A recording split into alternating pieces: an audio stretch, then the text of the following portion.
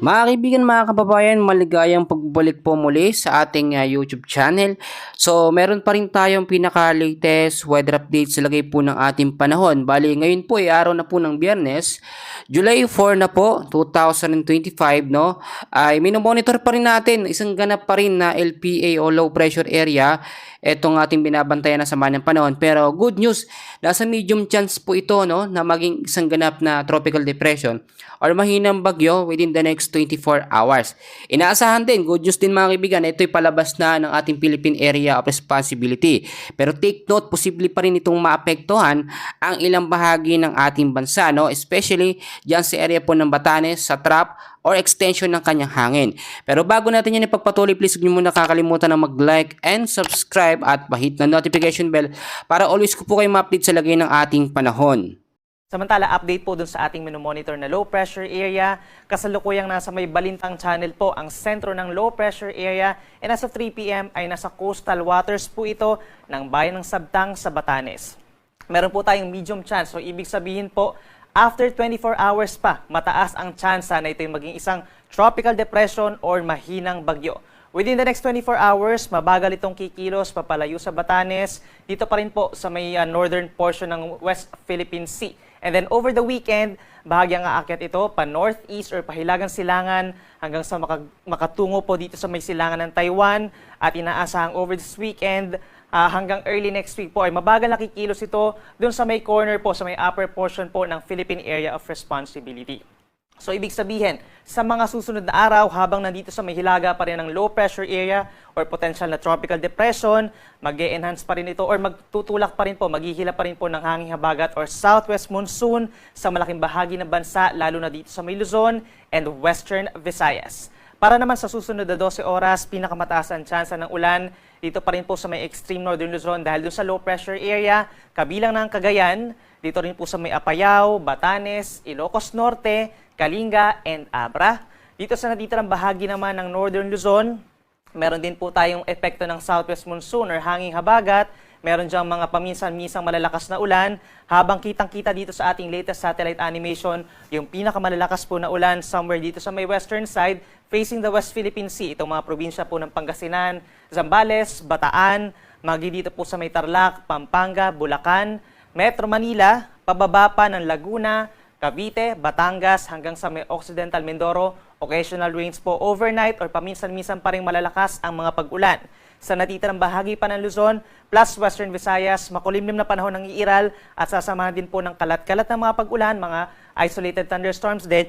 At dito naman po sa natitirang bahagi pa ng Visayas plus malaking bahagi ng Mindanao, bahagyang maulap at minsang maulap ang kalangitan sa susunod na 12 oras na may tsansa pa rin ng mga saglitang ulan at mga localized thunderstorms. Para naman sa lagay ng ating panahon bukas, araw ng Biyernes, asahan pa rin po ang maulang panahon sa malaking bahagi ng Luzon dahil pa rin yan sa low pressure area plus yung habagat na hinihila ng low pressure area.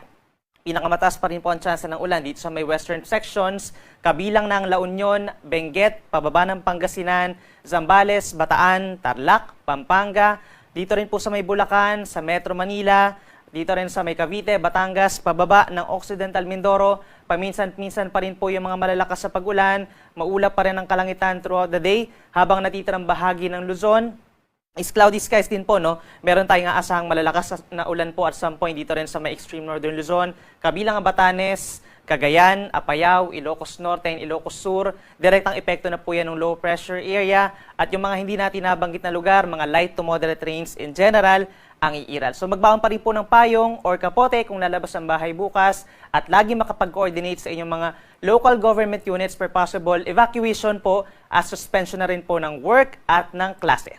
Temperature natin sa Metro Manila bukas, 24 to 29 degrees Celsius, habang sa Baguio naman, 17 to 22 degrees Celsius.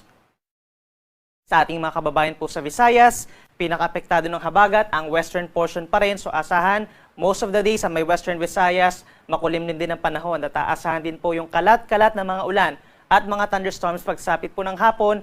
Posible rin ito magdulot ng mga pagbaha at pagguho ng lupa. Habang natitirang bahagi ng Visayas plus Mindanao, halos similar pa rin po ang weather conditions as today. By tomorrow, asahan pa rin po partly cloudy to cloudy skies at may tsansa pa rin ng mga saglitang pag-ulan at mga localized thunderstorms lalo na sa hapon hanggang madaling araw. Temperature natin sa Metro Cebu hanggang 32 degrees Celsius, gayon din sa may Davao City, habang mainit sa may Zamboanga City bukas hanggang 34 degrees Celsius. Meron din po tayong tinatawag na weather advisory. Now, kakaiba po ito dun sa ating heavy rainfall warning na nilabas kanina. Itong heavy rainfall warning po kanina, yun po ay good for 3 hours or tinatawag natin na real-time or nowcasting. Pero ito pong weather advisory is good for 24-hour rainfall forecast. So yung forecast natin for 24 hours, sa mga nakikita natin lugar dito na nasa kulay dilaw, possible po yung 50 to 100 millimeters sa dami ng ulan. So ibig sabihin po per square meter, nasa 4 hanggang 8 timbang tubig po ang posibleng mamagsak sa kanilang lugar. Kabilang na dyan ng Batanes, Cagayan, Apayao, Ilocos Norte, Abra, Ilocos Sur, Benguet, pababa ng La Union, Pangasinan, Zambales, and Bataan. Simula po yan bukas ng hapon hanggang sa Sabado ng hapon. Ito po ay dahil sa low pressure area or potential tropical depression sa may extreme northern Luzon. At dahil naman po sa habagat pa rin dito sa natitirang bahagi ng western side ng Luzon. Para naman po sa lagay ng ating karagatan, sa susunod na 2 araw, wala naman tayong inaasahang gale warning o yung babala sa delikadong mga pag-alon. Subalit, posible pa rin umakyat sa 2 hanggang 2.5 meters ang taas sa mga pag-alon sa malaking baybayin na po yan ng Luzon, lalo sa may West Philippine Sea. So, nasa sa inyo na pong Coast Guard kung pagbabawalan po kayo na pumalaot, lalo na yung ating mga small sea vessels at mga kababayang nangingisda. Habang sa natitirang baybayin naman ng Luzon, gayon din sa may Visayas and Mindanao, aasahan yung banayad hanggang katamtaman na taas sa mga pag-aalon. Nasa kalahati hanggang 1 metro kapag meron tayong mga thunderstorms doon. At para naman sa ating weather outlook hanggang sa early next week, over Luzon, asahan po pagsapit ng Sabado yung mga nabanggit natin lugar na doon sa may weather advisory na magkakaroon ng mga minsang malalakas na ulan.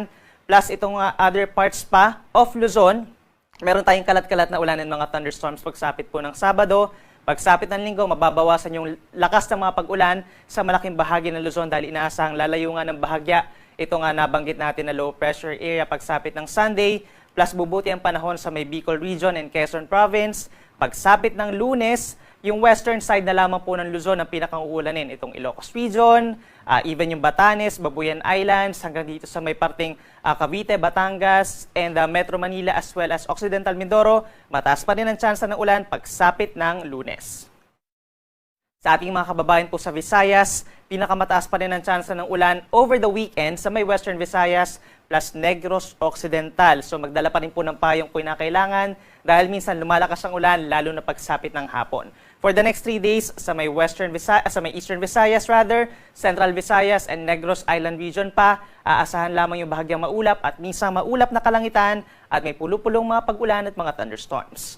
Habang sa malaking bahagi ng Mindanao, simula sa Saturday hanggang sa Monday, magpapatuloy ang bahagyang maulap na kalangitan, iiral po ang fair weather conditions. But then, nandyan pa rin ang tsansa ng mga pag-ulan, lalo na po sa mga kabundukan at sa may Zamboanga Peninsula, mataas ang tsansa ng ulan sa hapon hanggang sa gabi.